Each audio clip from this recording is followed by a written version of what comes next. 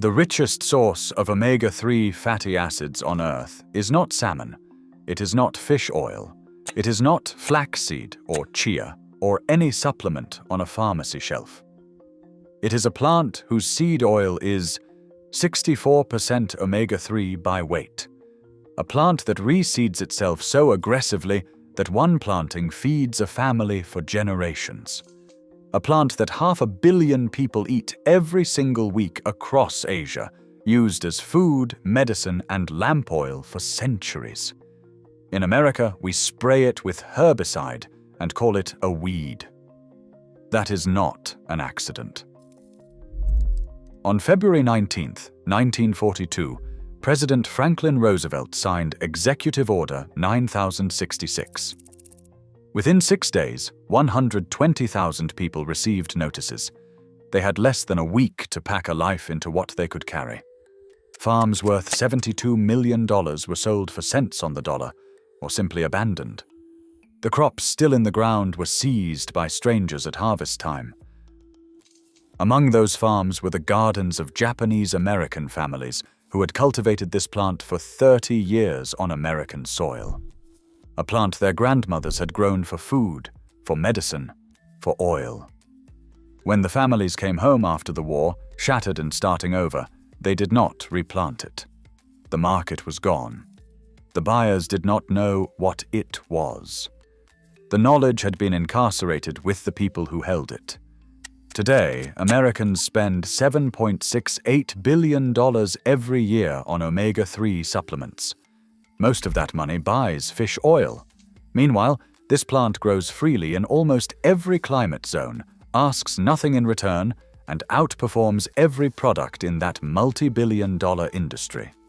We do not grow it. We do not eat it. We have been taught to kill it.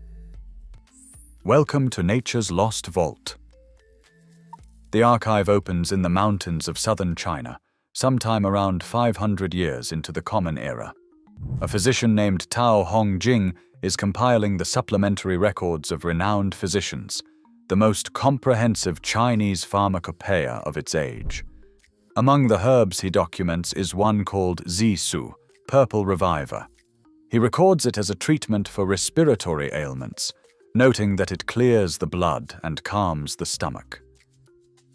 This plant had been cultivated across China for at least 400 years before he wrote his first line. It had already crossed the sea to Japan in the 8th century, where during the Edo period, from 1603 to 1868, farmers grew it on 90% of all cultivated land. They used the leaves for medicine. They pressed the seeds into oil to light their homes before electricity existed. Japanese fish sellers tucked its leaves beneath raw fish, not as decoration, but because the antibacterial compounds prevented spoilage. Chefs understood this centuries before science confirmed it. In Japan, the word for this plant is shiso. In China, zisu. In Korea, cayennip. In India, perilla. 4 names for the exact same plant. In 1991, researchers at the National Institute of Nutrition in India analyzed perilla seed oil. The findings went quietly into a scientific journal and almost nowhere else. Alpha-linolenic acid concentration was 54 to 64%. That is the highest concentration of omega-3 fatty acids ever recorded in any plant species. Higher than flaxseed, which the industry markets at premium prices. Higher than chia. Higher than any fish oil product on the shelf at your pharmacy. Perilla seed oil also carries the highest ratio of omega-3 to omega-6 fatty acids of any known seed oil, at 6 to 1. That matters because the modern Western diet runs closer to 15 to 1 in the wrong direction, heavy in omega-6, light in omega-3. A dangerous balance that researchers at Harvard Medical School have linked to increased inflammation and cardiovascular disease. The plant also contains rosmarinic acid. Perilla carries more of it than rosemary does, more than basil, more than oregano. In 2004, a clinical trial published in the Annals of Allergy, Asthma, and Immunology, Japanese researchers gave perilla extract to patients with seasonal allergies. The treatment group reported 50% fewer symptoms, not from a pharmaceutical, from a plant. By 2017, Korean researchers documented that the omega-3 from perilla oil crossed the blood-brain barrier, protecting neurons from oxidative stress. In 2024, a team studying Parkinson's disease found that cold-pressed perilla oil increased beneficial gut microbiota through the gut-brain axis, one of the most promising frontiers in modern neuroscience. The plant had been doing this quietly for a millennium, while Western medicine looked elsewhere. These studies came from Asian government research centers and medical hospitals. They sat in journals published in languages that major Western databases systematically under-indexed until the early 2000s. An ancient archive of clinical knowledge, effectively invisible to the physicians prescribing fish oil capsules every morning. So who decided which nutrients were worth researching? In 1971, an Inuit study in Greenland showed that populations eating enormous quantities of fat had dramatically lower rates of cardiovascular disease. Researchers identified omega-3 as the protective mechanism. Fish consumption was the explanation. Fish oil was the answer. By 1980, an industry was born. Today, fish oil commands 61% of the global omega-3 market share. Processing, extraction, encapsulation, cold chain shipping. Every step creates a barrier to entry. Every barrier protects a profit margin. PubMed lists more than 15,000 studies on fish oil and omega-3. Search for perilla oil, and you find 400. Not because fish oil works better, but because fish oil has funding. Perilla cannot be patented. Its seeds cannot be made sterile. Its oil cannot be extracted with proprietary technology that generates licensing revenue. A family can press perilla seeds with a hand tool purchased for under $100 and produce a year's supply of omega-3 oil in a single afternoon. That arithmetic is the reason the research does not exist. But the suppression of perilla in America was not just about research funding. It was more direct. By the 1930s, Japanese-American farming families across California's Central Valley had quietly become the most productive agricultural force on the West Coast. They grew 40% of California's commercial vegetable crop. Per acre, their farms were worth $279 against a state average of $37. They transformed marginal land into the most productive farms in America. Among those farms were kitchen gardens where perilla grew. The seeds were saved each autumn. The oil was pressed in winter. The leaves were eaten fresh through summer. This was ancestral practice, maintained quietly in a new country. Then Pearl Harbor happened. Hours after the attack, Austin Anson, managing secretary of the Salinas Vegetable Grower Shipper Association, boarded a train to Washington. He had been lobbying for the removal of Japanese-American farmers since the 1920s. He now had a receptive audience. He told the Saturday Evening Post in May 1942 that the real question was whether white farmers would live on the Pacific coast or Japanese ones.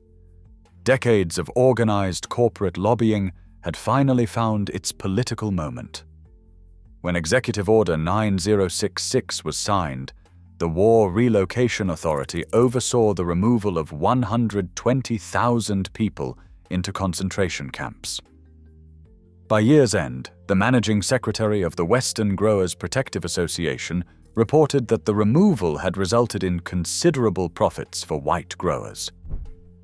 The farms that had been lobbied away were acquired by the exact same organizations that had demanded the evacuation. By 1960, the number of Japanese-American farmers had dropped to a quarter of their pre-war presence.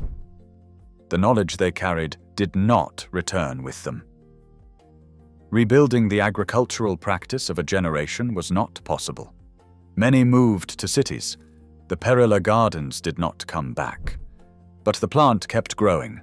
It escaped cultivation and spread into roadsides and disturbed ground across the eastern United States. It now appears in agricultural extension bulletins as an invasive weed pest.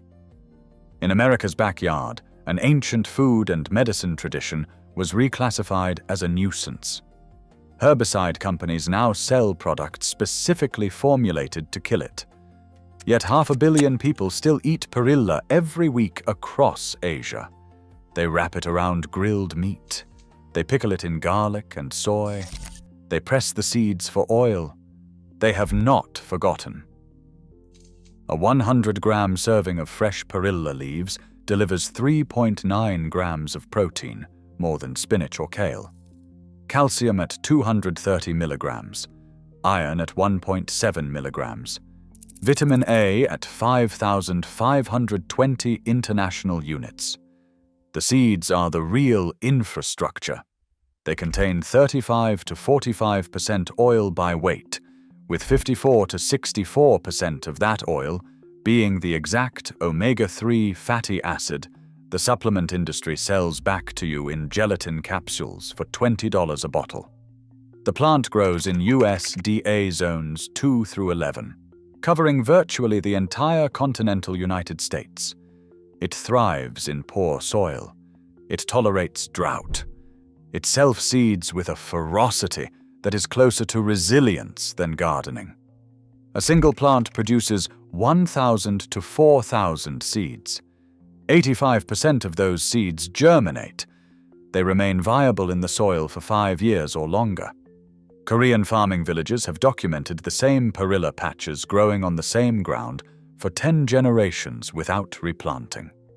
One decision by one ancestor feeds descendants for centuries. To grow it now, soak the seeds in water for 24 hours before planting. Surface sow them directly into the ground or into any container with basic potting soil. They need light to germinate, so do not bury them. Seedlings emerge in 7 to 21 days. After the first month, the plant adapts to local rainfall and needs almost no further attention. Harvest leaves all summer. Eat them raw. Wrap them around grilled meat the way 500 million people across Korea and Japan do every week. Add them to soups. Dry them for winter tea. At the end of the season, let some plants flower. The seed heads will shatter and sow themselves. What you will have is not a garden plant. You will have a permanent food system that returns every spring without asking. For the oil, let seed heads fully mature in autumn. Dry them completely, then cold press using any manual hand press. The golden oil stores for up to 12 months in a dark glass container. The leftover seed cake feeds chickens or goes into compost. Nothing is wasted. This is the omega-3 supply the supplement industry spent 50 years making sure you never thought to grow. The Japanese-American families who kept perilla alive in California did not lose it because the plant failed. They lost it because they were taken from their land by an executive order, lobbied into existence by corporate interests who wanted their farms. The corporate associations got the land. America lost the knowledge, but they could not incarcerate the seeds. The plant escaped into roadside ditches and spread across 20 states, waiting to be recognized. It has been recognized by half the world's population for 1,500 years. The knowledge is not lost. It is growing in your driveway. It is in every packet of shiso seeds at any Asian grocery store. It is in every community that held on to what was taken. If this vault opened something for you, subscribe to Nature's Lost Vault and hit the bell. Every like and every share helps preserve what they tried to erase. The next vault opens soon.